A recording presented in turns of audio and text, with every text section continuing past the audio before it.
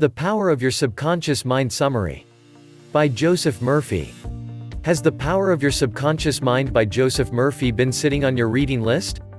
Learn the key ideas in the book with this quick summary.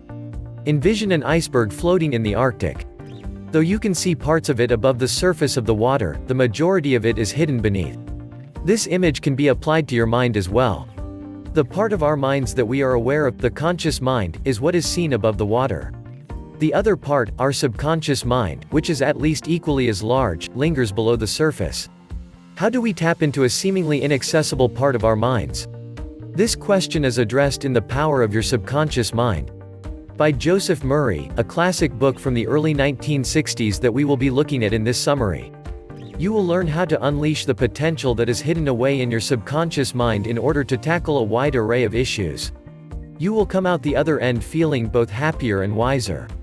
Over the course of this summary of The Power of Your Subconscious Mind by Joseph Murphy, you'll learn the following: how a doctor utilized his subconscious to lessen mortality rates, why visualization is important to selling your house, and why you must learn to love the boss you dislike.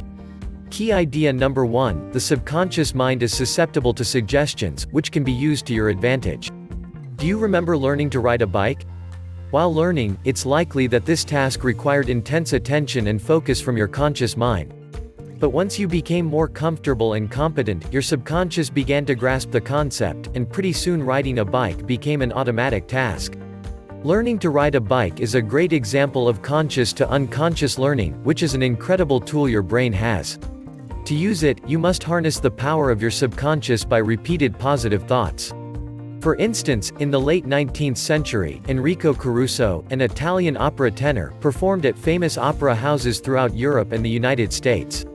However, he would become drenched in sweat and suffer throat spasms minutes before he was to step on stage. Why did this happen? Well, his mind was bogged down with negative thoughts. He feared being laughed off the stage or being heckled for poor performance. Nonetheless, he conquered his stage fright by telling that small me, or conscious mind, to quit interfering with his big me, or subconscious mind. When he repeated this meditative practice, he was able to inspire his subconscious mind to ignore his fears and negativity coming from his conscious mind, which freed up more energy for his powerful vocal cords. The subconscious mind is an extremely powerful part of us. In fact, it can absorb and put into practice any idea you simply suggest it. For example, quite a few experiments have been done by psychologists in which a competent hypnotist puts students into a hypnotic state prior to suggesting to them that they are indeed cats. In each experiment, the students would go on to act the part of cat with complete authenticity, since their subconscious mind simply accepted whatever their conscious mind thought to be true. How about we consider a Scottish surgeon named Dr. James Estill? During the years from 1843 through 1846, Dr. Estill performed approximately 400 amputations prior to the development of anesthesia.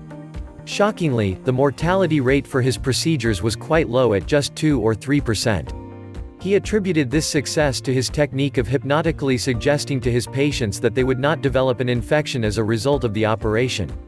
This tactic was sufficient to prompt a response in both the subconscious mind and the bodies of his patients.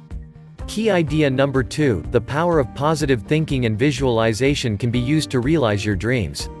In the 18th century, priests healed the sick by persuading them to believe that God would make them get better. This approach incredibly worked quite often. It wasn't the work of a mysterious deity, however. The subconscious mind is a powerful healer.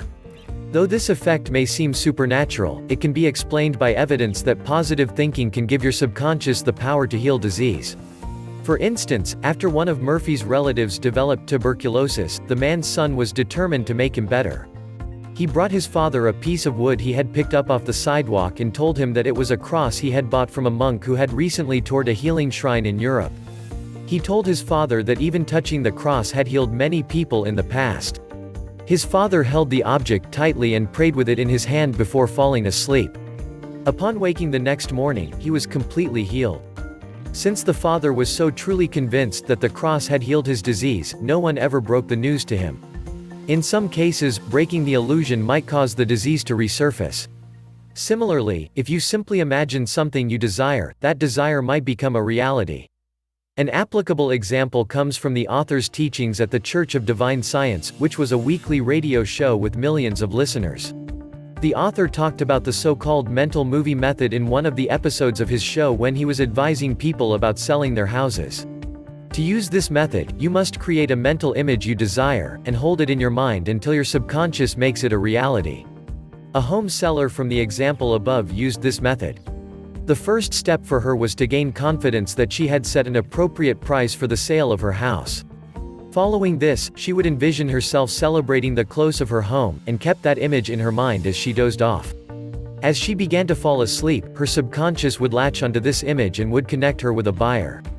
A number of listeners sent in thank you letters to the author since this technique worked so well in the process of selling their homes. Key idea number 3, tremendous results can be achieved with visualization and passion. Now that you know how visualization can play a role in selling your house, let's look further into the power of the subconscious. The process of visualization is a powerful tool, and can even help attract money. To do this, you only need to picture your desired end goal, and then allow your subconscious to do the rest. For example, let's look at the story of a young Australian boy who wanted to become a doctor and a surgeon, but didn't have the money to start himself down his path. For months, every night before he fell asleep, he would envision a medical diploma he had earned hanging on his wall. One day, a doctor who knew this boy saw that he had potential, and taught him how to sterilize instruments and give injections. This work eventually paid for the boy's medical school tuition. Your subconscious can also help you overcome jealousy, which causes a feeling of inferiority which can block your path to wealth. For instance, observing another person's cash a sizable check may make you feel envious, but your subconscious can help you change this reaction.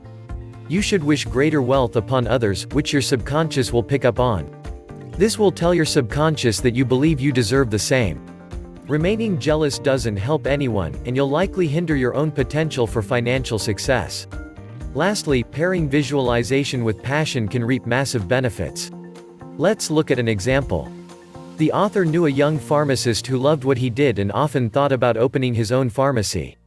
He brought his focus to creating mental images of himself filling prescriptions, and subsequently started a new job with a major pharmacy. Here, he was able to pursue his passion and make money as well. He moved up the ranks to the manager, and after 4 years of hard work, he saved enough money to branch out and open his own pharmacy. By using passion and visualization together, the young pharmacist was able to ascend to his dream, realizing his ambitions. Key idea number 4, allow your subconscious to advise your choices in order to attract the kind of romantic partner you want. Did you know that a third of our lives is spent sleeping? That time is not lost, however, since lots of things occur while you sleep. Your body restores its energy, heals injuries, and digests what you have consumed throughout the day. If your physical body is so active while asleep, you'll be able to guess that your subconscious is busy working through the night as well. The intuitive powers of your subconscious can amazingly guide you through decisions. One of the author's radio show listeners, a woman from Los Angeles, is a perfect example. She was offered a job double her current salary, but in New York City, and she couldn't decide if she should accept it. She looked for guidance from her subconscious and trusted that an answer would come to her while she slept. Before going to sleep, she meditated and then dozed off. In the morning when she awoke, she had a gut feeling that she shouldn't accept the job. In future months, her choice was validated, seeing that the company that had offered her the job had filed for bankruptcy. The intuition of her subconscious mind had guided her appropriately. Your subconscious can do much more for you in your sleep. If you focus on the qualities you'd like to find in a romantic partner, it might even be able to find that person for you. For example, the author was familiar with a teacher whose 3 ex-husbands were all weak and passive, though she desired the opposite qualities in a partner. What was going on here? In this case, the teacher's dominant personality had attracted much more submissive partners. She used her subconscious to mentally construct the image of her ideal partner every night before falling asleep and was able to change the pattern. She accepted a job as a secretary in a doctor's office and immediately recognized that the physician, a healthy, successful man, was the partner she had been imagining. They married and lived life together happily. Key idea number 5, lose the negative thoughts that are blocking your way to happiness. Finding a great deal at a flea market or picking a $20 bill up off the street is a recognizable sense of joy for almost everyone. This type of happiness is fleeting, though. Fortunately, you can get more happiness in your life simply by changing your thoughts. You must first choose happiness in order to be happy. As an example, a salesman once asked the author why he had never been recognized for his work, though he consistently outperformed his colleagues. He believed that the sales manager didn't like him, and blamed this for the misstep and poor treatment. His thoughts were angry and hostile toward his boss, and these eventually got in the way of his progress. He then realized that he could simply choose happiness, and shifted his mindset to a more positive place. He constantly wished health and success upon his boss and practiced visualizing his manager congratulating him on his sales numbers with a handshake and a warm smile. Following this, his boss called him and promoted him to the sales manager. The salesman received a large raise in the process, too. Negative thoughts can be highly detrimental and can even prevent you from succeeding or achieving peace of mind. For another example, let's look at one of the author's associates who worked a day in and day out, neglecting his family and causing himself high blood pressure. Why did he work so much? The answer to this question wasn't immediately. But, when the employee delved deeper into himself, he discovered that he felt guilty about not doing the right thing by his deceased brother who had passed away years before. The remorse he was experiencing caused him to punish himself by working constantly and keeping himself from seeing his wife and children. To end his suffering and begin the healing process, the first step was to forgive himself. He now works regular hours and spends plenty of time with his family. Key idea number 6, overcome your obstacles and stay young by replacing your fears with positive thinking. Were you scared of monsters hiding under the bed as a kid? If so, you probably remember how relieving it was when your mom or dad turned on the light and revealed that everything was safe and nothing was under your bed. In truth, fears, even in adulthood, are constructed on false thoughts, and this terror can be assuaged by counteracting them. Many adults fear failure and powerlessness. For example, let's look at Mr. Jones, a man who was unable to control his compulsion to drink. Sometimes, he would stay drunk for 2 straight weeks. He felt powerless from his constant failure in his attempts to quit drinking. This fear would cause him to quit trying altogether. Eventually, he lost his family, and this made him want to face his fear. He put himself into a calm state of mind and then visualized what it would feel like if his daughter praised him for getting sober. During this process, he was able to give up alcohol slowly over time and reunited with his family. Another common fear found in most adults is aging. This fear can be overcome by modifying your thought processes. After all, aging only happens when you stop dreaming or learning new skills. Staying young is simply about remaining active. For example, an executive that lived close to the author retired at the age of 65 after spending the majority of his life working and learning. Instead of being afraid of retirement, he saw it as an opportunity to do and learn things he wanted to, such as taking a photography class, traveling the world, and becoming a lecturer on the subject of aging. His enthusiasm for his newly acquired time allowed him to continue learning and growing, which kept him young at heart. This inspired his mind and body to do the same. Another example would be the author's father, who at 65 set out to learn French, and later became a specialist on the language 5 years later. Following this, he began to study Gaelic and taught that language until his death at 99 years of age. In review, The Power of Your Subconscious Mind book summary. The key message in this book: your subconscious mind is constantly working, and harnessing its power for your benefit is possible.